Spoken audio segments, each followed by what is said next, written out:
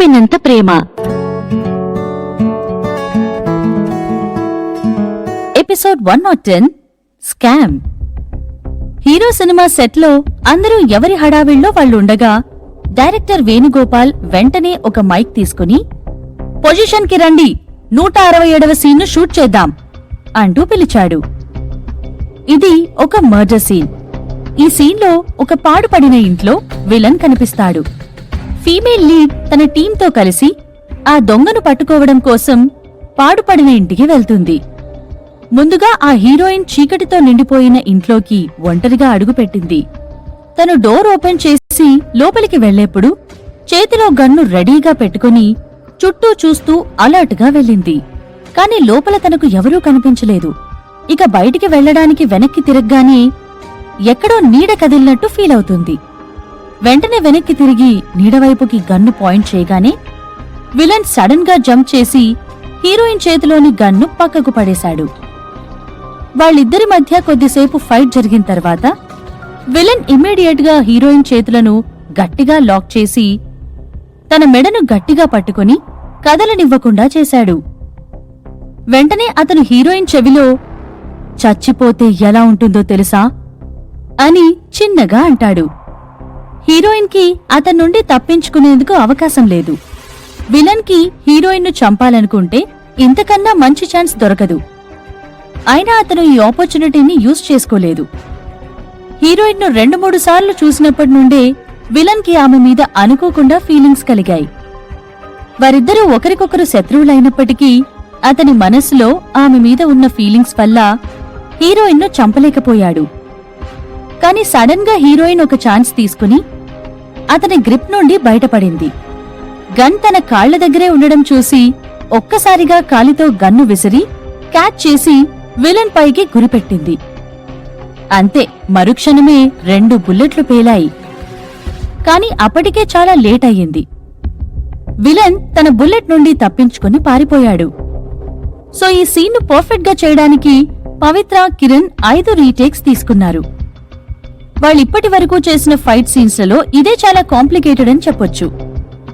ఈ సీన్ను షూట్ చేయడం పూర్తి అయ్యేసరికి పవిత్ర, కిరణ్లు ఇద్దరూ చెమటలతో ముద్దైపోయారు. కిరణ్ టయర్డ్గా కనిపిస్తున్న పవిత్రకి వాటర్ బాటిల్ అందజేసి అక్కడే దగ్గరలో ఉన్న చైర్లో వెళ్లి కూర్చున్నాడు. పవిత్ర కిరణ్ పక్కన కూర్చుని సగం బాటిల్ నీళ్లన్నీ తాగి ఆయాసపడుతూ, హే కిరణ్, నేను ఒక్కటి అడుగుతాను, చెప్తావా? అసలు నీకు సంజుకి ఏమైంది అంటూ దిగాలుగా అడిగింది. కిరణ్ పవిత్ర వైపు చూసి నవ్వుతూ, నీకు నిజంగా గాసిప్స్ అంటే ఇష్టమనుకుంటా అని అన్నాడు. అమ్మాయిలందరికీ గాసిప్స్ అంటే ఇష్టం. సో చెప్పు, ఏం జరిగింది? మేబీ నేను నీకేమైనా సహాయం చేయగలననుకుంటా అని అడిగింది పవిత్ర. కిరణ్ కొద్దిసేపు ఆలోచించి, నా ప్రాబ్లంకి ఎవరూ సహాయం చేయలేరు అని మెల్లగా బదులిచ్చాడు. పవిత్ర వెంటనే బుంగమూతి పెట్టి, సారీ అయితే, ఎలాగో నువ్వు చెప్పడం లేదు కాబట్టి నేను వెళ్లి డైరెక్ట్ గా సంజునే అడుగుతాను అంటూ అలిగినట్టు వెళ్లిపోతున్నట్టు నటిస్తూ కూర్చున్న చైర్ నుండి పైకి లేచింది. పవిత్ర నిజంగానే వెళ్లిపోతుందేమో అనుకుని తనను వెంటనే ఆపుతూ, హే మధుశ్రీ, నువ్వు ఇంత అసహనంగా ఉన్నావేంటి? నీకు పేషెన్స్ చాలా తక్కువ అని కిరణ్ అనగానే అతను చెప్పడానికి రెడీగా ఉన్నాడనుకుని పవిత్ర మళ్లీ చైర్లో కూర్చుని, ఓకే చెప్పు, నేను వింటాను అంటూ చిన్నగా నవ్వింది. కిరణ్ చుట్టూ చూశాడు. అక్కడ చాలా మందున్నారు. ఇంతమందిని చుట్టూ పెట్టుకుని అతని సీక్రెట్ను చెప్పడం మంచిది కాదనుకుని మెల్లగా పవిత్ర చెవి దగ్గరగా వచ్చి, అదంతా చెప్పడానికి ఇది కరెక్ట్ ప్లేస్ కాదు, మనం వేరే ప్లేస్లో ఎప్పుడైనా కలిసినప్పుడు చెప్తాను అంటూ చిన్నగా చెప్పాడు. అతను చెవి వద్దకు వచ్చేసరికి చెప్తాడేమో అనుకుంది. కాని తరువాత చెప్తాను అనేసరికి పవిత్ర ట్రిక్ అయినట్టు ఫీల్ అయింది. అయినా కిరణ్ కి చెప్పాలని లేనప్పుడు మళ్లీ మళ్లీ అడుగుతూ ఇబ్బంది పెట్టడం కరెక్ట్ కాదని అనుకుని పవిత్ర సైలెంట్ గా ఉండిపోయింది. ప్రశ్న ఏదైనా, సమస్య ఏదైనా కాలమే పరిష్కారం చూపిస్తుందన్నది పవిత్ర నమ్మకం. కాని ఈ ఇద్దరికీ తెలియని విషయమేంటంటే, ప్రొడక్షన్ టీంలోని స్టాఫ్ వాళ్ళిద్దరి ఫొటోస్ను తీసి ఆన్లైన్లో హీరో పేజ్ కింద అప్లోడ్ చేస్తున్నారు. ఇలా చేయమని ఆ స్టాఫ్ కి డైరెక్టర్ వేణుగోపాలే చెప్పాడు. హీరో సినిమాకి మంచి రెస్పాన్స్ రావడం కోసం అతనే అలా చేయమని అందరినీ ఇన్స్ట్రక్ట్ చేశాడు. కాబట్టి మధుశ్రీ, కిరణ్ క్లోజ్ గా కూర్చుని మాట్లాడుతున్న ఫోటోస్ అన్నీ ఆన్లైన్లో పోస్ట్ అయ్యాయి. కిరణ్ ఫ్యాన్స్ ఆల్రెడీ మధుశ్రీని యాక్సెప్ట్ చేశారు కాబట్టి ఇప్పుడు ఎలాంటి గొడవలు లేవు. కొంతమంది ఫ్యాన్స్ అయితే మధుశ్రీ, కిరణ్ చూడ్డానికి మంచి జోడీలాగా కనిపిస్తున్నారని, వాళ్లను రిలేషన్లో ఉండమని కామెంట్స్ చేశారు.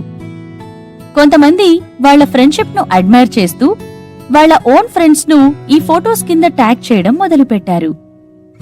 షూటింగ్ పూర్తవ్వగానే కిరణ్ పవిత్రను డ్రాప్ చేస్తానని చెప్పాడు. ఇద్దరూ కిరణ్ కారులో వెళ్తూ ఉండగా పవిత్ర ఈ న్యూస్ ను చూసి కింద వచ్చిన కామెంట్స్ ను కిరణ్ కి వినిపించేలా చదువుతూ నవ్వుతుంది. తర్వాత డ్రైవ్ చేస్తున్న కిరణ్ వైపుకి తిరిగి, హే కిరణ్, వీళ్లంతా మన జంట చూడ్డానికి చాలా బాగుంది అంటున్నారు. నాకూడా అలాగే అనిపిస్తుంది.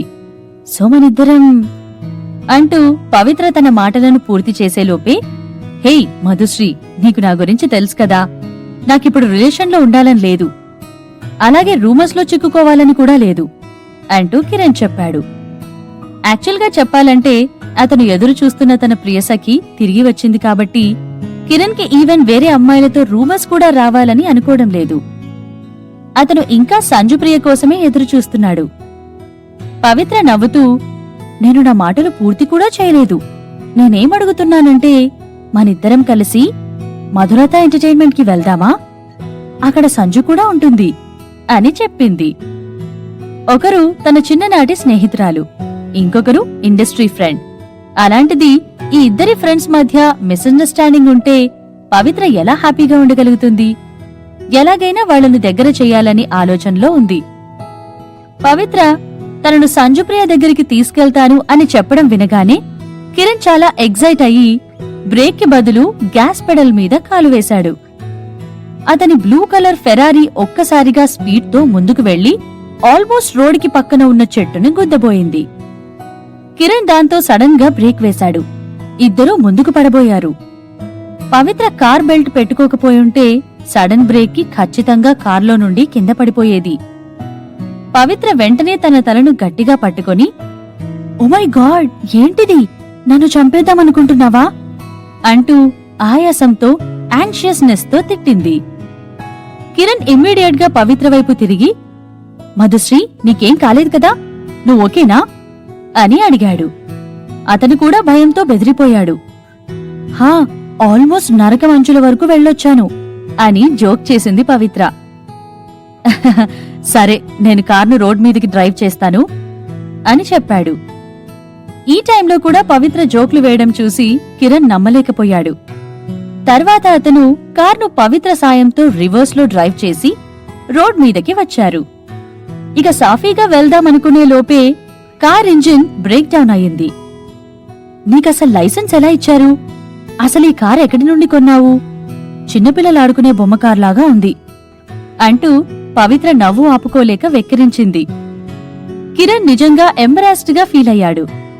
అతనికి ఎలా రెస్పాండ్ అవ్వాలో కూడా అర్థం కాలేదు. ఎలాగైనా కార్ను స్టార్ట్ చేయాలని ట్రై చేస్తూనే ఉన్నాడు. కానీ ఆ కార్ స్టార్ట్ అవ్వడం లేదు. చిన్నప్పటి నుండే చాలా రిచ్ గా పెరిగిన కిరణ్ కి డ్రైవ్ చేయడం, రేసింగ్ వంటివి మాత్రమే తెలుసు. అతనికి కార్ను రిపేర్ చేయడం ఎలాగో తెలియదు. కిరణ్ కార్ను స్టార్ట్ చేయడంతో స్ట్రగల్ అవ్వడం చూడలేక పవిత్ర కారు దిగి డ్రైవింగ్ సీట్ దగ్గరికి వచ్చి, నువ్వు దిగు, నేను ట్రై చేస్తాను అని చెప్పింది. కిరణ్ ఆశ్చర్యంగా పవిత్ర వైపు చూసి కార్ దిగి పక్క సీట్లో కూర్చున్నాడు. పవిత్ర డ్రైవర్ సీట్లో కూర్చుని అక్కడా ఇక్కడా ఏదో రిపేర్ లాగా చేసింది. అంతే, 5 నిమిషాల్లో కార్ స్టార్ట్ అయింది. పవిత్ర కార్ను టర్న్ చేసి మధులత ఎంటర్టైన్మెంట్ వైపు డ్రైవ్ చేస్తుంది. పవిత్రను ఆశ్చర్యంగా చూస్తూ, బ్రో, నువ్వు నిజంగా సూపర్ అనుకుంటూ ఉత్సాహంగా అరిచాడు కిరణ్. అఫ్కోర్స్ నేను సూపర్ అంటూ పవిత్ర నవ్వింది. పవిత్ర లండన్లో తన మామయ్య చంద్రశేఖర్ దగ్గర ఉన్నప్పుడు డ్రైవింగ్ టెక్నిక్స్ తో పాటు షూటింగ్, మార్షల్ ఆర్ట్స్ లాంటివి చాలా నేర్చుకుంది. ఇద్దరూ నవ్వుకుంటూ కబుర్లు చెప్పుకుంటూ మధులత ఎంటర్టైన్మెంట్ కి రీచ్ అయ్యారు. పవిత్ర కిరణ్ ను తీసుకుని ఆఫీస్ లోపలికి వెళ్ళింది. ఈ కంపెనీకి రావడం కిరణ్ కి ఇదే మొదటిసారి. అతని అపార్ట్మెంట్ కన్నా చిన్నగా ఉన్న కంపెనీని చూసి, మధుశ్రీ, నువ్వు చెప్పిన కంపెనీ ఇదేనా? ఇంత చిన్నగా ఉంది అంటూ ఆశ్చర్యంగా అడిగాడు. హా, ఈ కంపెనీ ఈ మధ్య ఎస్టాబ్లిష్ అయింది అని చెప్పి లోపలికి తీసుకుని వెళ్ళింది. లోపల ఎవరూ కనిపించకపోవడం చూసి, అసలు ఈ కంపెనీలో ఎంతమంది ఉంటారు అని అడిగాడు కిరణ్. హా, యాక్చువల్గా అయితే ముగ్గురముండేవాళ్లం. నేను, బాస్, ఒక రిసెప్షనిస్ట్. కానీ ఇప్పుడు పబ్లిక్ రిలేషన్స్ టీంతో కలిసి ఒక 10 మంది వరకు ఉంటాము అని బదులు ఇచ్చింది. పవిత్ర చెప్పింది విని కిరణ్ షాక్ అయ్యాడు. 10 మంది ఎంప్లాయీస్ కూడా లేని కంపెనీలో మధుశ్రీ కాంట్రాక్ట్ ఎలా సైన్ చేసింది? అసలిది కంపెనీలాగే లేదు అని మనసులో అనుకుంటూ, మధుశ్రీ, కొంపతీసి నువ్వు సంజు ఈ కంపెనీలో ఇరుక్కుపోయారా? చూస్తుంటే ఈ కంపెనీ ఒక ఫ్రాడ్ లాగా అనిపిస్తుంది అని పవిత్ర చేతిని పట్టుకుని చాలా దిగాలుగా అడిగాడు కిరణ్. లేదు, మమ్మల్ని ఎవరూ ఫోర్స్ చేయలేదు. ఇది ఫ్రాడ్ కూడా కాదు. ఈ కంపెనీ వెనుక ఉన్న అసలైన బాస్ మమ్మల్ని నిజంగా చాలా బాగా ట్రీట్ చేస్తున్నాడు. ఇంకా ఈ కంపెనీలో బెనిఫిట్స్, ప్రాఫిట్స్ కూడా చాలా ఉన్నాయి. ఇటువంటి మంచి కంపెనీలో మొదటి ఆర్టిస్ట్గా, అది కూడా మొదటి కాంట్రాక్ట్ను సైన్ చేసినందుకు నేను చాలా హ్యాపీగా ఫీల్ అవుతున్నాను అంటూ పవిత్ర చిరునవ్వుతో సమాధానమిచ్చింది. లేదు, నేను చెప్పేది విను. చూస్తుంటే మీరిద్దరూ నిజంగా ఏదో పెద్ద స్కామ్లో ఇరుక్కున్నారనిపిస్తున్నారు. నాకు తెలిసినంతవరకు ఒక ఎంటర్టైన్మెంట్ కంపెనీ ఇన్కమ్ కోసం మెయిన్గా సెలబ్రిటీస్ మీదే డిపెండ్ అవుతుంది. కానీ ఈ చిన్న కంపెనీకి ఒకే ఒక సెలబ్రిటీ, అది కూడా నువ్వే. అలాంటప్పుడు కంపెనీకి ఇన్కమ్ ఎలా వస్తుంది? నీకు వస్తాయని ప్రామిస్ చేసిన బెనిఫిట్స్ ఎప్పుడు వస్తాయి? ఇదంతా ఫ్రాడ్ అని చాలా సీరియస్గా చెప్పాడు కిరణ్. పవిత్రకి లాజిక్ అర్థమైంది. కాని తను ఆల్రెడీ కాంట్రాక్ట్లో సంతకం కూడా చేసింది. అన్నిటికన్నా ముఖ్యంగా ఈ కంపెనీను ఇంట్రడ్యూస్ చేసిన విజయ్ మీద పూర్తి నమ్మకం ఉంది. అందుకే పవిత్రకి ఈ కంపెనీ చాలా సేఫ్ అని అనిపిస్తుంది. దిగులు పడుతున్న కిరణ్ను కామ్ చేస్తూ, నీ కంగారు నాకు అర్థమైంది కిరణ్. కాని మా బాస్ అలాంటివాడు కాదు. అతడు నిజంగా చాలా మంచివాడు అని ఒక అష్యూరింగ్ స్మైల్ ఇచ్చింది. కిరణ్ మధులత ఎంటర్టైన్మెంట్ ఆఫీస్ను చూసి షాక్ అయ్యాడు. అతని దృష్టిలో పవిత్ర కల్మషం లేని అమాయకపు అమ్మాయి. ప్రతి ఒక్కరిని ఈజీగా నమ్మితే ఏదో ఒకరోజు కష్టాల్లో పడుతుందేమో అని భయపడుతున్నాడు. ఇటువంటి మంచి మనసు గల అమ్మాయి ఈ క్రూరమైన ప్రపంచం వల్ల బాధపడకూడదనే ఉద్దేశంతో, మధుశ్రీ, నేను చెప్పేది విను. ఫస్ట్ వెళ్లి ఈ కంపెనీతో కాంట్రాక్ట్ టర్మినేట్ చేసుకో. కావాలంటే నీకు నేను ఇంపీరియల్ ఎంటర్టైన్మెంట్లో జాయిన్ అయ్యేందుకు హెల్ప్ చేస్తాను. నీకక్కడ మంచి రిసోర్సెస్, మంచి ప్యాకేజ్ వచ్చేలా నేను చూసుకుంటాను. ఈ కంపెనీలో ఉండడం కన్నా బెటర్ ట్రీట్మెంట్ దొరుకుతుంది అని సలహా ఇస్తాడు కిరణ్. మధులత ఎంటర్టైన్మెంట్ లాంటి కొత్త కంపెనీ ఫ్రాడ్ అయితే పవిత్ర లైఫ్ రిస్క్ లో పడిపోతుందని కిరణ్ చాలా భయపడ్డాడు.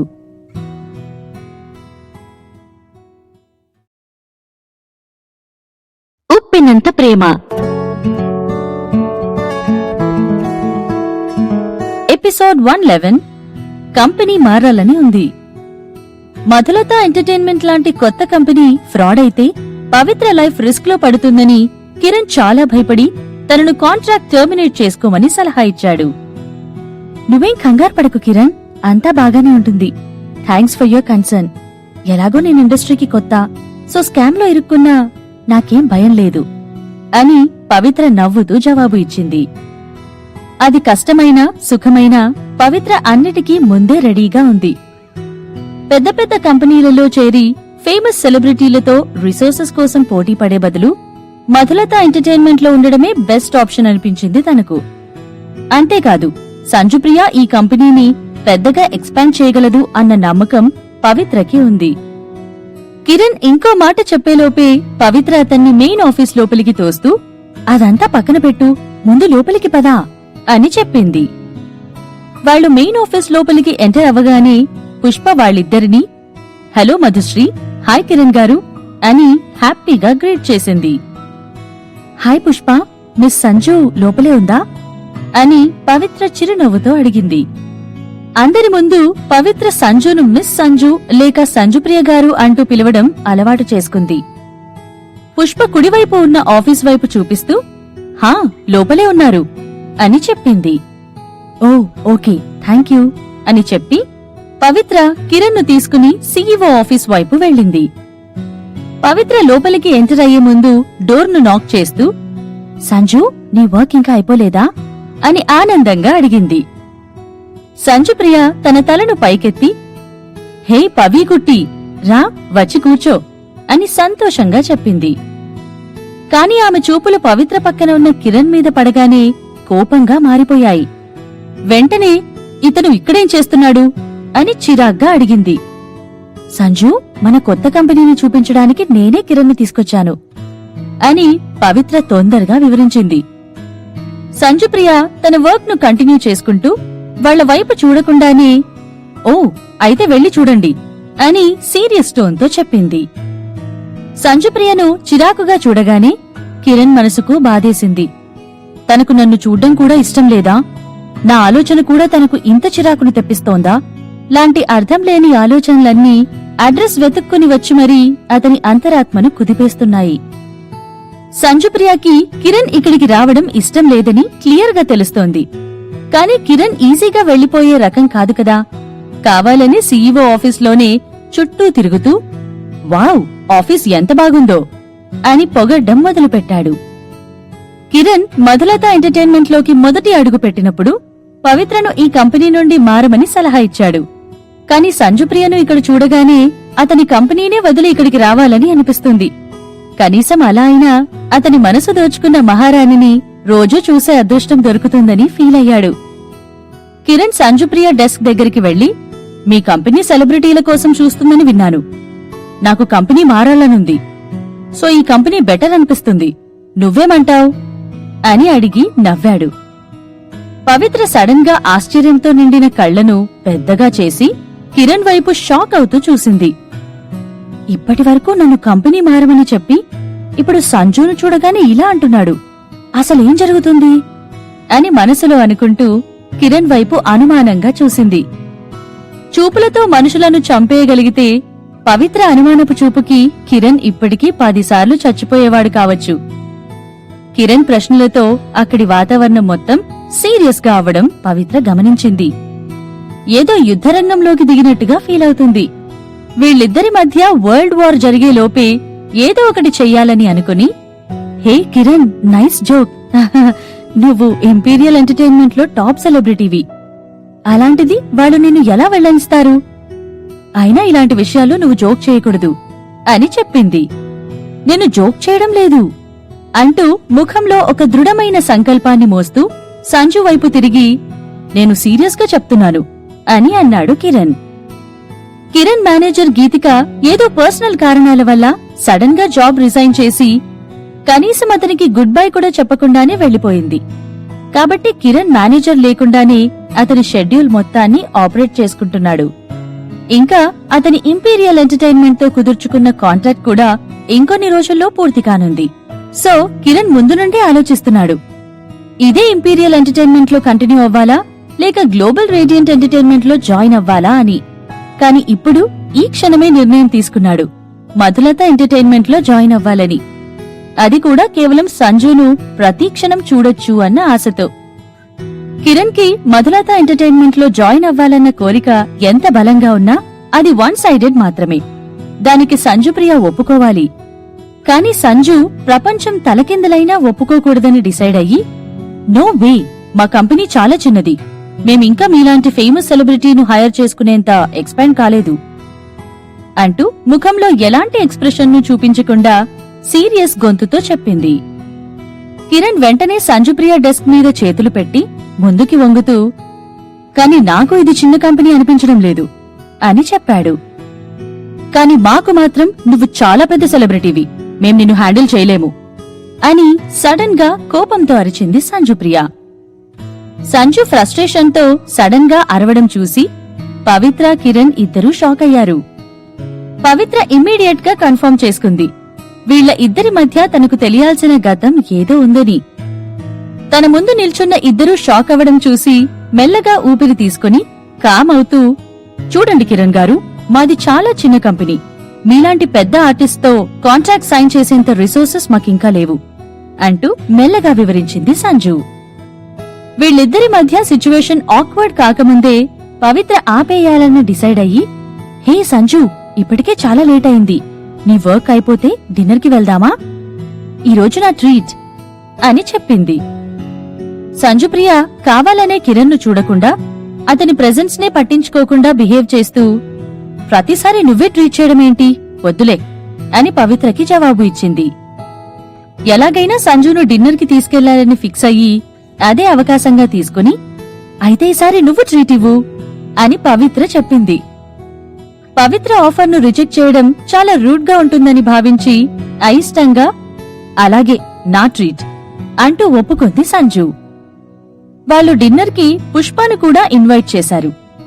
వాళ్ళు కంపెనీ బయటకి నడుస్తుండగా కిరణ్ వాళ్లను ఫాలో అవ్వడం చూసి, మిస్టర్ కిరణ్, నేను నా ఇద్దరు ఫ్రెండ్స్ కి ట్రీట్ ఇవ్వాలనుకుంటాను, సో ప్లీజ్ ఎక్స్క్యూజెస్ అని సంజు చెప్పగానే, హే సంజు, కిరణ్ ఆల్రెడీ ఇక్కడే ఉన్నాడు కాబట్టి తనను కూడా తీసుకెళ్దాం, తనను నా గెస్ట్ అనుకో అని పవిత్ర ఇమ్మీడియట్ గా చెప్పింది.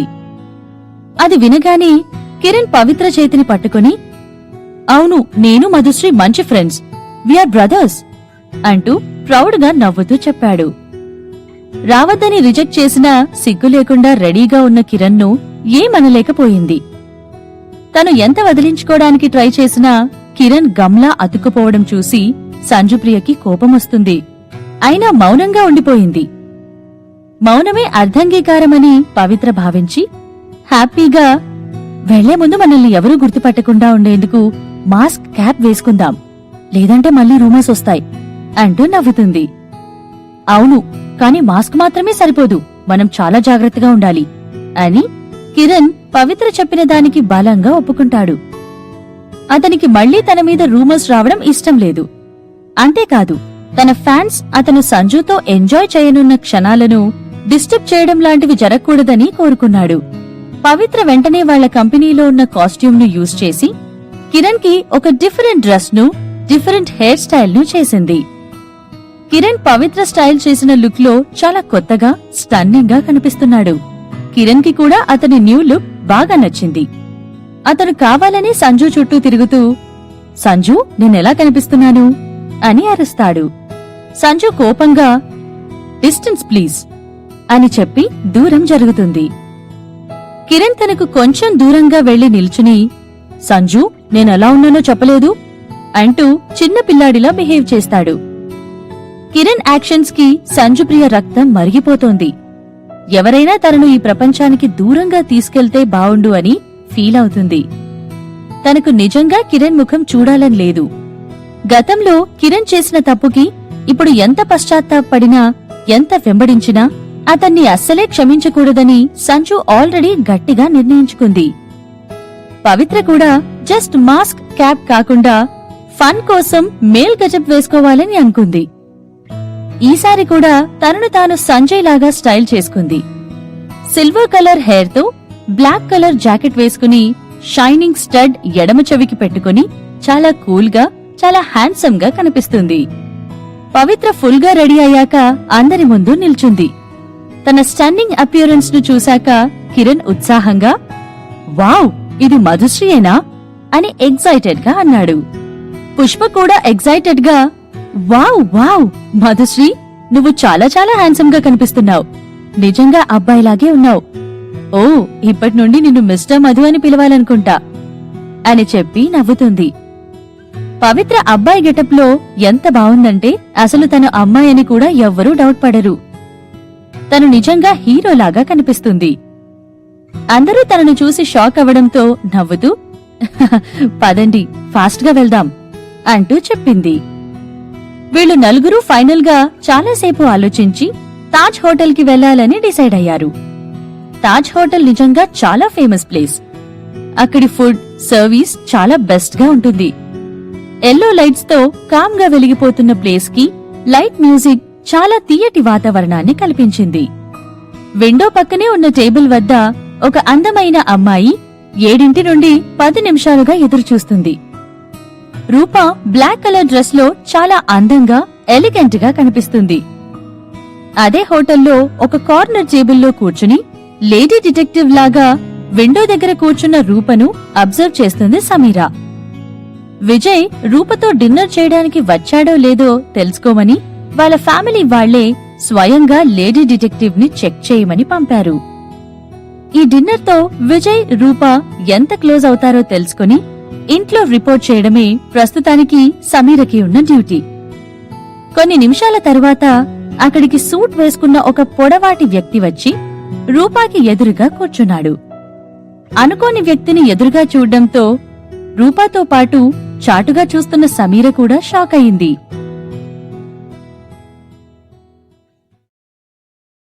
ఉప్పినంత ప్రేమ ఎపిసోడ్ 112 ద్వేషం. రూప తాజ్ హోటల్లో విజయ్ కోసం వెయిట్ చేస్తుంది. తనకు తెలియకుండా దూరంగా కూర్చుని విజయ్, రూప డిన్నర్ ఎలా జరుగుతుందో చెక్ చేయడానికి సమీర కూడా హోటల్కి వచ్చింది. ఇద్దరూ ఒకే వ్యక్తి కోసం ఎదురు చూస్తున్నారు.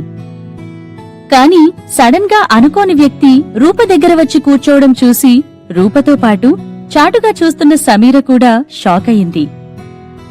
సమీర కోపంగా, సూర్య ఇక్కడెందుకున్నాడు? అంటే విజ్జు మళ్లీ తప్పించుకున్నాడా? తన బదులు సూర్యను పంపించాడా? రే విజ్జు, ఎక్కడున్నావు నువ్వు? అంటూ కోపంగా తనలో తాను అనుకుంటుంది సమీర.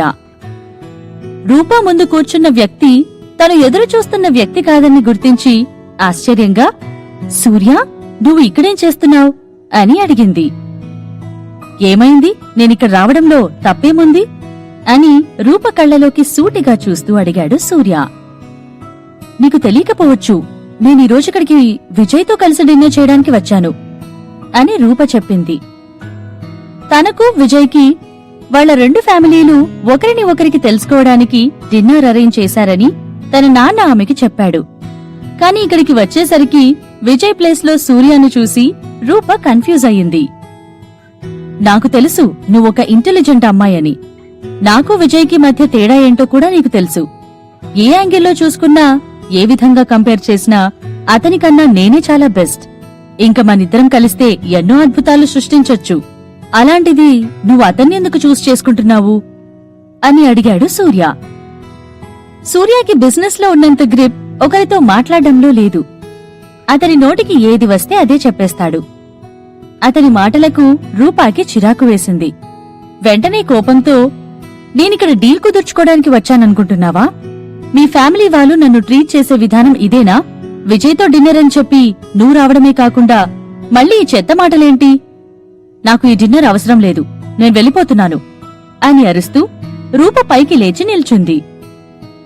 రూప వెళ్లిపోవడం దూరం నుండి గమనించిన సమీర ఇమ్మీడియట్ గా విజయ్కి కాల్ చేసింది. రూప నిజంగా వెళ్ళిపోదు, జస్ట్ కావాలనే చేస్తుందని సూర్య నమ్మి, హేయ్, ఎందుకంత కోపం? నేనంటే భయమా? విజయ్ ఎందుకిక్కడ లేడో నీకు తెలుసుకోవాలని లేదా అంటూ ఈవిల్ స్మైల్తో అడిగాడు. రూప ఈ ప్రశ్న వినగానే చైర్లో కూర్చుంటూ, ఓ, ఎందుకు రాలేదు అని అడిగింది. సింపుల్, ఏం లేదు, నువ్వు అతని టైప్ కాదు, అందుకే విజయ్కి నీతో డిన్నర్ చేయడం ఇష్టం లేదు అని సూర్య జవాబు ఇచ్చాడు. రూప విజయ్ను అపార్థం చేసుకుంటుందని కూడా ఆలోచించకుండా ఇలా చెప్పేశాడు. అయినా ఆమె విజయ్ను అపార్థం చేసుకుంటే సూర్యకే కదా లాభం. హైదరాబాద్లోనే ఒక గొప్ప కుటుంబానికి చెందిన రూప విజయ్కి నచ్చలేదా? ఈ ఆలోచనతో రూపాకి చాలా చాలా కోపం వచ్చింది. ఏంటి, నేనతని టైప్ కాదా? అతను నా టైప్ అనుకుంటున్నాడా? లేదా నాకు అతని మీద ఇంట్రెస్ట్ ఉందని ఊహించుకుంటున్నాడా? నేనీరోజు ఈ డిన్నర్కి వచ్చింది అతని కలవడానికి కాదు అంటూ నిక్కచ్చిగా సమాధానమిచ్చింది. ఓ, మరి మిస్ రూప రావడానికి కారణమేంటి అని అడిగాడు సూర్య. నేను కేవలం మిస్టర్ సంజయ్ గురించి డీటెయిల్స్ తెలుసుకోవడం కోసం మాత్రమే వచ్చాను అంటూ రూప తన మనసులో ఉంది బయటపెట్టింది. సూర్య కన్ఫ్యూజన్తో, సంజయ్యా అని ఆశ్చర్యంగా అడిగాడు. హా, అవును, మీ తాతయ్య గారి బర్త్డే పార్టీలో విజయ్తో కలిసి సాంగ్ ప్లే చేసిన అబ్బాయి మిస్టర్ సంజయ్ అంటూ రూప వివరించగానే తను ఎవరి గురించి మాట్లాడుతుందో సూర్యకి అర్థమయింది. కాని తన డెసిషన్ కి సూర్య చాలా ఆక్వర్డ్ గా ఫీల్ అవుతున్నాడు.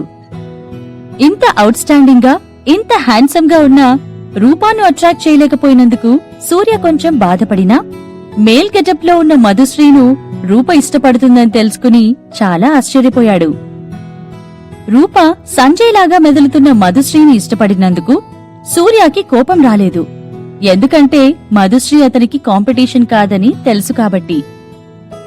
అందుకే గట్టిగా నవ్వుతూ, మిస్ రూపా, నీకు సంజయ్ మీద ఇష్టం పెరక్కముందే దాన్ని చంపుకో. ఎందుకంటే నీకు సంజయ్కి అస్సలు వర్కౌట్ అవ్వదు అంటూ చెప్పాడు సూర్య. రూపకి సూర్య మాటల్లో అహంకారం, సెల్ఫిష్నెస్ బాగా కనిపిస్తున్నాయి. తను చిన్నగా నవ్వుతూ, అసలు నీ గురించి నువ్వు ఏమనుకుంటున్నావు? నాకు సంజయ్కి మధ్య ఏదైనా జరగచ్చు. దాని గురించి నీలాంటి బయట వ్యక్తి వచ్చి కామెంట్ చేయడం నాకు నచ్చలేదు. నేను మళ్ళీ చెప్తున్నాను, నేను కలవడానికి వచ్చింది విజయ్ను, తెలుసుకోవాలనుకుంది సంజయ్ గురించి. కాబట్టి నువ్వెవరు మధ్యలో వచ్చేలా చెప్పడానికి? ఒకవేళ నాకు సంజయ్కి సెట్ అవ్వకపోయినా నేను మాత్రం జీవితంలో నీకు దక్కను అని గట్టిగా చెప్పి అక్కడి నుండి లేచి కొద్ది దూరం వెళ్తుంది.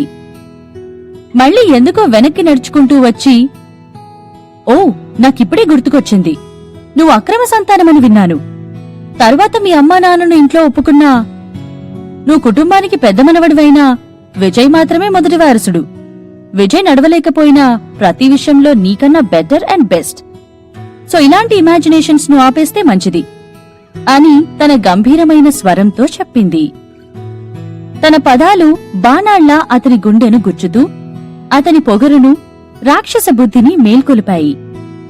ఒకప్పుడు అతని నాన్న, అమ్మ రహస్యంగా ప్రేమించుకున్నారు. చాలా సంవత్సరాల తరువాత వాళ్ల ఫ్యామిలీ వాళ్ళిద్దరికీ పెళ్లి చేసినా సూర్యకి ఆ కుటుంబంలో మొదటి వారసుడు అన్న పేరు రాలేదు. అది అతని మనసులో ఒక ముల్లులా మిగిలిపోయింది.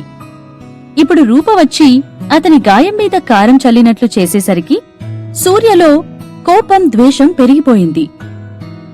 విజయ్ లాగా కాకుండా డిఫరెంట్ గా ట్రీట్ చేయబడినందుకు, అక్రమ సంతానమని పేరు కలిగినందుకు తన మీద తనకే చాలా ద్వేషం కలిగింది. విజయ్తో కంపేర్ చేసి తనను కరివేపాకులా తీసివేయడం సూర్యకి నచ్చలేదు. అందుకే చిన్నప్పటి నుండే మనసు నిండా విషం నింపుకొని పెరిగాడు. ఇవన్నీ గుర్తు తెచ్చుకుంటే అతనిలో ఈర్ష, హేట్రెడ్ పెరుగుతూనే ఉంది. అతని చేతులను గట్టిగా బిగించి రూప మాటలకు తనను తాను కంట్రోల్ చేసుకుంటున్నాడు. రూపా, నేను ఎంతలా కావాలనుకున్నాను, కాని ఇప్పుడు చెప్తున్నాను, సూర్య అనే నేను ఈ ఇన్సల్ట్ ను గుర్తు పెట్టుకుని మరీ ఏదో ఒక రోజు నీకు తిరిగిస్తాను అని వెళ్లిపోతున్న రూపను చూస్తూ శపథం చేశాడు సూర్య. రూపకి ఏదైనా నచ్చనప్పుడు డైరెక్ట్ గా ముఖం మీదే అనడం అలవాటు. తన మాటలతో ఇతరులు తనకు హాని కలిగించే అవకాశముందని ఏ రోజూ భయపడలేదు. ఆమె వెళ్తుండగా సడన్ గా అదే సమయంలో రెస్టారెంట్ కి ఎవరో రావడం గమనించి షాక్ అయ్యి ఆగిపోయింది. అతను ఎవరో కాదు, తను ఇన్ని రోజులుగా పిచ్చిపట్టి ఎదురు చూస్తున్న వ్యక్తి సంజయ్. రూప చాలా హ్యాపీగా ఫీల్ అవుతూ సంజయ్ వైపుకి నడుచుకుంటూ వెళ్ళింది. రూప వెళ్తుండడం చూస్తున్న సూర్య సడన్ గా ఏదో చూసి ఆశ్చర్యంతో బొమ్మలా మారిపోయాడు. రెస్టారెంట్ లోపలికి నలుగురొచ్చారు. 2 అబ్బాయిలు, 2 అమ్మాయిలు. ఆ అమ్మాయిలిద్దరిలో ఒకరు మధులత ఎంటర్టైన్మెంట్ లో జాయిన్ అయిన మోస్ట్ రినౌండ్ మేనేజర్ సంజుప్రియ అని గుర్తుపట్టాడు. ఇంకో అమ్మాయి ఎవరో తెలియకపోయినా అబ్బాయిల్లో ఒకరిని చూడగానే సర్ప్రైజ్ అయ్యాడు. Silver colour hair, black colour jacket లో ఉన్న వ్యక్తి సంజయ్ అలియాస్ మధుశ్రీ అని వెంటనే రికగ్నైజ్ చేశాడు. మధుశ్రీ ఈరోజు ఈ వేషంలో ఎందుకు ఉందో తెలుసుకోవాలని అనుకున్నాడు. అతని కళ్ళు కుతూహలంతో నిండిపోయాయి. రెస్టారెంట్లో ఎవరికీ కనిపించకుండా ఒక మూలన కూర్చున్న సమీరా రూపను అబ్జర్వ్ చేస్తూ విజయ్తో ఫోన్ మాట్లాడుతుంది. రూప టేబుల్ దగ్గర నుండి కోపంగా లేచి వెళ్లిపోవడం చూసి సూర్యతో ఇంటరాక్షన్ స్మూత్ గా జరగలేదని అర్థం చేసుకుంది. కాని రూప సంజయ్ దగ్గరకు వెళ్లడం గమనించగానే శామ్ చాలా ఎక్సైట్ అవుతుంది. తను వెంటనే, విజ్జు, నాకు సంజయ్ కనిపించాడు. తను కూడా ఇదే హోటల్కి వచ్చాడు. కాని రూప ఏంటి నా ప్రిన్స్ చార్మింగ్ దగ్గరికి వెళ్తుంది? ఓ మై గాడ్, నేను నీతో ఇంకా మాట్లాడలేను.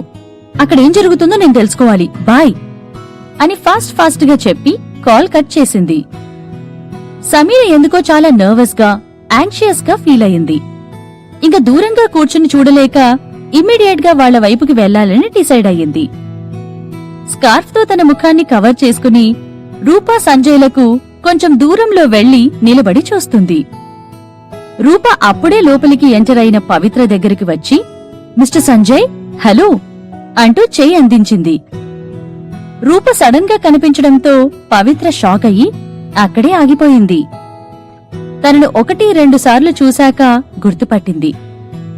కాని ఆమె పవిత్రను మిస్టర్ సంజయ్ అని పిలవడంతో కొంచెం నర్వస్ గా ఫీల్ అయింది.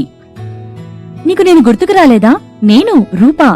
మనమొకసారి చంద్రమౌళి గారి ఇంట్లో ఆయన బర్త్డే పార్టీకి కలిశాము. నువ్వు నా దగ్గర నుండి స్వర్ణరాగాన్ని కూడా తీసుకుని ప్లే చేశావు అంటూ గుర్తు చేయడానికి సతమతమవుతుంది రూప. ఓ హాయ్ రూపా, ఆ రోజు చేసిన హెల్ప్ కి థ్యాంక్స్ అని అబ్బాయి గొంతుతో చెప్పింది పవిత్ర. రూప తనకు స్వర్ణరాగాను అడగ్గానే ఇచ్చినప్పటి నుండి ఆమె మీద మంచి అభిప్రాయాన్ని పెంచుకుంది పవిత్ర. రూప అందరి ముందు చాలా రిజర్వ్ గా ప్రౌడ్ గా మెదిలే అమ్మాయి అయినా ఆమె మనసుకు నచ్చిన వ్యక్తి ముందర అలా ఉండలేకపోయింది. తను చాలా ఉత్సాహంగా, వావ్ వాట్ ఏ కోఇన్సిడెన్స్, నువ్వు కూడా డిన్నర్ చేయడానికి ఇక్కడికి వచ్చావా అని అడిగింది. ఆమె కళ్లలోని ఎక్సైట్మెంట్ ఈజీగా కనిపిస్తుంది. హా అవును, నా ఫ్రెండ్స్ తో వచ్చాను అని పవిత్ర చెప్పింది. తన ముందు నిల్చుని ఈ హ్యాండ్సమ్ వ్యక్తి చాలా మంచివాడని మాటలతోనే గ్రహించి సంజయ్కి ఇంకా దగ్గరవ్వాలని మనసులో కోరుకుంటూ, సంజయ్ నువ్వు ఆ రోజు వైలిన్ చాలా బాగా ప్లే చేశావు. నాకు నీ టాలెంట్ చాలా నచ్చింది. నాకు కొన్ని ట్యూన్స్ కి వైలిన్ ప్లే చేయడంలో డౌట్స్ ఉన్నాయి. నువ్వు ఏమనుకోకుంటే నీ నంబర్ ఇస్తావా? నాకు చాలా హెల్ప్ఫుల్ గా ఉంటుంది అని అడిగింది రూప. రూపకి నిజంగా అలాంటి డౌట్స్ ఏమీ లేవు. కేవలం నంబర్ తీసుకోవడం కోసం ఈ సాకు చెప్పింది. రూప చాలా ఎగ్జైటెడ్ గా ఫీల్ అవ్వడం గమనించిన పవిత్రకి అసలు విషయం అర్థమయ్యింది. ఆ అమ్మాయి తన మేల్ గెటప్ తో ప్రేమలో పడిపోయిందని. అందుకే నంబర్ ఇవ్వడానికి కొంచెం వెనకాడతాడు. నీ డౌట్స్ అన్నీ నేను క్లియర్ చేయలేకపోవచ్చు. అండ్ నేను మొబైల్ ఎక్కువగా వాడను. కావాలంటే నా ఫేస్బుక్ అకౌంట్ ఇస్తాను, నీ డౌట్స్ ను మెసేజ్ చెయ్యి అని చెప్పింది. రూప తనకు క్లోజ్ అయ్యి ఫైనల్ గా నిజం తెలుసుకుని బాధపడుతుందని తెలిసినా స్వర్ణరాగాన్ని సొంతం చేసుకునే అవకాశాన్ని పవిత్ర వదులుకోలేకపోయింది. అందుకే నంబర్ ఇవ్వకపోయినా ఫేస్బుక్ అకౌంట్ ఇచ్చింది. మొబైల్ నంబర్ ఇస్తే తన గురించి అసలు విషయం తెలిసి బాధపడమే కాకుండా ఇంకెప్పుడు పవిత్రకి స్వర్ణరాగాన్ని చూసే అవకాశం కూడా కల్పించదేమో అనే భయంతో ఆగిపోయింది. ఫైనల్ గా తన మనసులో ఉన్న వ్యక్తికి దగ్గరయ్యే ఛాన్స్ వచ్చిందని హ్యాపీగా ఫీల్ అవుతూ అలాగే అని ఒప్పుకుంది రూప. సంజయ్ వెంటనే రూపకి అలీసా అనే పేరుతో ఉన్న ఒక ఫేస్బుక్ అకౌంట్ డీటెయిల్స్ ఇచ్చి అది తన సిస్టర్ అకౌంట్, అందుకే పేరలా ఉందని ఆ అకౌంట్ ను ప్రెజెంట్ అతనే యూజ్ చేస్తున్నాడని చెప్పి ఫ్రెండ్స్ తో కలిసి ప్రైవేట్ రూమ్ లోకి వెళ్లిపోయాడు. రూప ముఖం సంతోషంతో వెలిగిపోవడం చూసిన శామ్ కి చాలా జలసి కలుగుతుంది. రూప తన చేతిని చూసుకుంటూ పిచ్చిదానిలా నవ్వుతూ బయటికి వెళ్లిపోయింది. ఈ ఒక్క సన్నివేశం చూడగానే సమీర మనసు ఆలోచనలతో అల్లకల్లోలంగా మారింది. రూప సంజయ్తో ఏం మాట్లాడింది? సంజయ్ ఆమె చేతి మీద ఏం రాశాడు? తను అంత హ్యాపీగా ఎందుకుంది అంటూ తన మెదడులో తిరుగుతున్న ప్రశ్నలకు బెదిరిపోయింది. రూప వెళ్లిపోయే వరకు వెయిట్ చేసి ఆమె వెళ్లగానే సమీర తన స్కార్ఫ్ ను తీసి సంజయ్ లోపలికి వెళ్లిన ప్రైవేట్ రూమ్ దగ్గర అతని కోసం ఎదురు చూస్తూ నిలబడి సంజయ్ బయటికి వచ్చిన క్షణమే అతన్ని కలవాలని డిసైడ్ అయింది.